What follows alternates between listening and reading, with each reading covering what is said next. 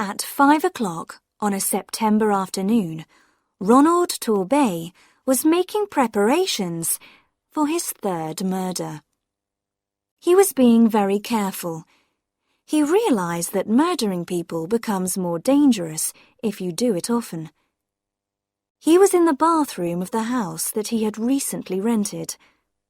For a moment, he paused to look in the mirror. The face that looked back at him was thin, middle-aged, and pale. Dark hair, a high forehead, and well-shaped blue eyes. Only the mouth was unusual, narrow, and quite straight.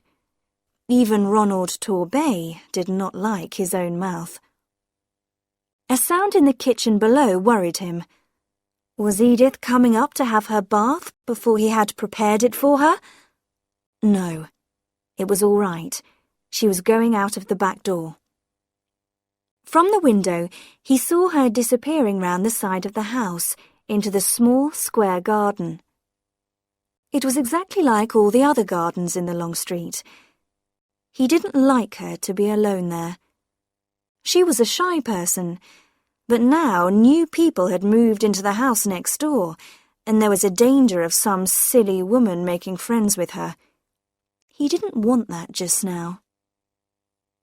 Each of his 3 marriages had followed the same pattern. Using a false name, he had gone on holiday to a place where no one knew him. There, he had found a middle-aged, unattractive woman with some money of her own and no family.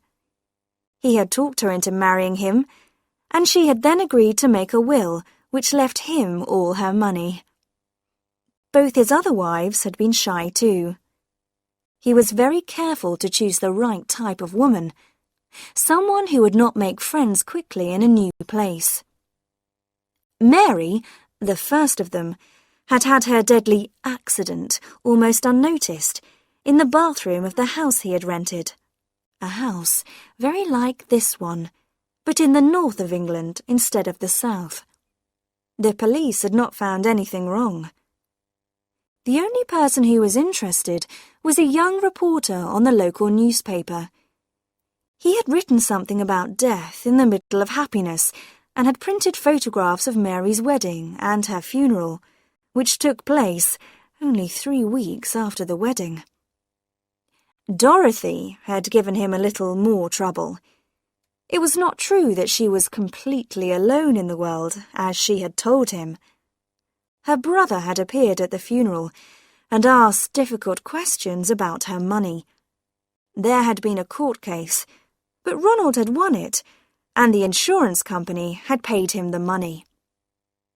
All that was 4 years ago. Now, with a new name, a newly invented background, and a different area to work in, he felt quite safe.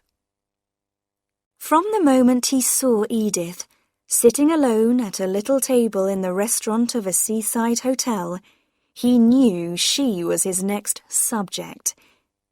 He could see from her face that she was not happy, and he could also see that she was wearing a valuable ring. After dinner, he spoke to her. She did not want to talk at first, but in the end, he managed to start a conversation. After that, everything went as he expected. His methods were old-fashioned and romantic, and by the end of a week, she was in love with him. Her background was very suitable for Ronald's purpose. After teaching at a girls' school for 10 years, she had gone home to look after her sick father and had stayed with him until he died.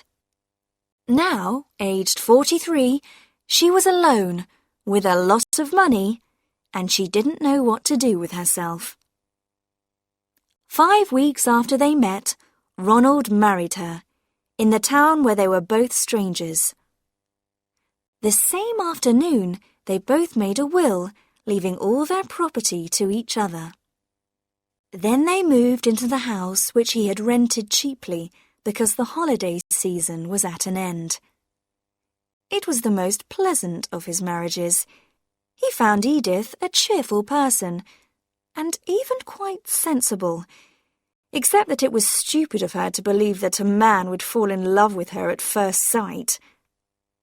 Ronald knew he must not make the mistake of feeling sorry for her. He began to make plans for her future, as he called it. Two things made him do this earlier than he intended. One was the way she refused to talk about her money. She kept all her business papers locked in a desk drawer and refused to discuss them. His other worry was her unnecessary interest in his job. Ronald had told Edyth that he was a partner in an engineering company, which was giving him a long period of absence. Edyth accepted the story, but she asked a lot of questions and wanted to visit his office and the factory. So Ronald had decided that it was time to act. He turned from the window and began to run water into the bath. His heart was beating loudly, he noticed. He didn't like that. He needed to keep very calm. The bathroom was the only room they had painted. He had done it himself soon after they arrived. He had also put up the little shelf over the bath, which held their bottles and creams, and a small electric heater. It was a cheap one, with 2 bars, and it was white, like the walls, and not too noticeable. There was no electric point in the bathroom, but he was able to connect the heater to a point just outside the door. He turned on the heater now and watched the bars become red and hot. Then he went out of the room. The controls for all the electricity in the house were inside a cupboard at the top of the stairs. Ronald opened the door carefully and pulled up the handle which turned off the electricity. He had a cloth over his hand so that he would not leave fingerprints. Back in the bathroom, the bars of the heater were turning black again. Still using the cloth, he lifted the heater from the shelf and put it into the bath water at the bottom end of the bath. Of course, you could still see it. It looked as if it had fallen off the shelf by accident. Edyth was coming back from the garden. He could hear her moving something outside the kitchen door. He pulled a small plastic bottle out of his pocket and began to read again the directions on the back. A small sound behind him made him turn suddenly. There was Edyth's head, only 2 meters away, appearing above the flat roof of the kitchen which was below the bathroom window. She was clearing the dead leaves from the edge of the roof. She must be standing on the ladder, which was kept outside the kitchen door. He stayed calm. "What are you doing there, dear?" Edyth was so surprised that she nearly fell off the ladder. "Oh, you frightened me. I thought I'd just do this little job before I came to get ready." "But I'm preparing your beauty bath for you." "It's kind of you to take all this trouble, Ronald." "Not at all. I'm taking you out tonight, and I want you to look as nice as, possible." "Hurry up, dear. The bubbles don't last very long, and like all these beauty treatments, this one's expensive. Go and undress now and come straight here." "Very well, dear." She began to climb down the ladder. Ronald opened the little bottle and poured the liquid into the bath. He turned on the water again, and in a moment the bath was full of bubbles, smelling strongly of roses. They covered the little heater completely. They even covered the sides of the bath. Edyth was at the door. "Oh, Ronald, it's all over everything, even on the floor." "That doesn't matter. You get in quickly before it loses its strength. I'll go and change now. Get straight in and lie down. It will give your skin a bit of colour." He went out and paused, listening. She locked the door, as he expected. He walked slowly to the electricity box and forced himself to wait another minute. "How is it?" he shouted. "I don't know yet. I've only just got into the bath. It smells nice." His hand, covered with the cloth, was on the controls. 1, 2, 3, he said, and pulled the handle down. A small explosion from the electric point behind him told him that the electricity had gone off. Then, everything was silent. After a time, he went and knocked on the bathroom door. "Edyth?" There was no answer, no sound, nothing. Now he had to prepare the second stage. As he knew well, this was the difficult bit. The discovery of the body must be made, but not too soon. He had made that mistake with Dorothy's accident, and the police had asked him why he had got worried so soon.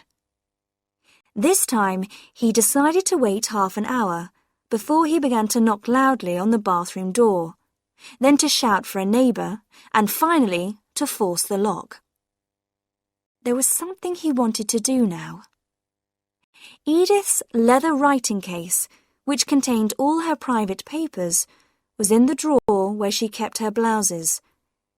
He had discovered it some time ago, but he had not forced the lock open because that would frighten her. Now there was nothing to stop him. He went softly into the bedroom and opened the drawer.